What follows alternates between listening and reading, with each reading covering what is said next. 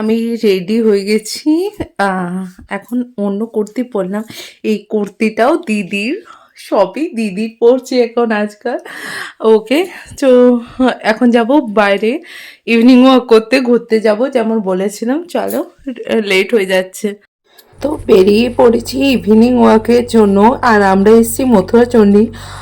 যারা মেচিয়া সাইডে থাকো তারা অবশ্যই জানবে, বা রানীগঞ্জে থাকো, এখানে আমি এই ফুলটা পেয়েছি। আই থিঙ্ক এটাকে বগনভেলিয়া বলে।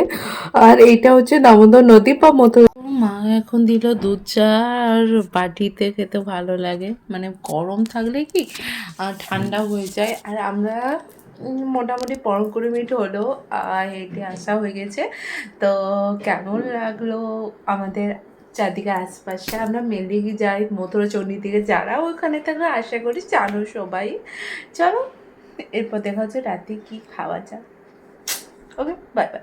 আজকে ডিনারে আছে চিকেন, সকালেরটাই পেঁয়াজ আর রুটি। ওহ, কি টেম্পটিং লাগছে।